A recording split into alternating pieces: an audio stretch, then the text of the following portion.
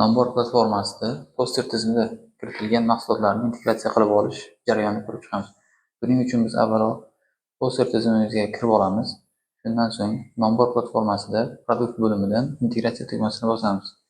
Bu yerdan bizga loginimizni kiritish so'raladi, ya'ni poster tizimiga berilgan loginimizni kiritib, posterga o'tish tugmasini bosamiz. Bizda avtomatik poster akkauntimizga o'tkaziladi. Shundan so'ng Nonbor platformasida jarayonni yangilash tugmasiga o'zgaradi va buni bosganimizdan so'ng bizdan tasdiqlash so'raladi.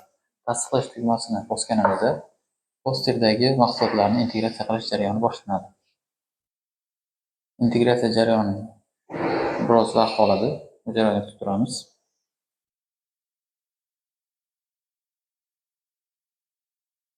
Mana bizda poster tizimidagi barcha mahsulotlar keldi. Mahsulotlarimizni birma-bir tekshirib chiqamiz.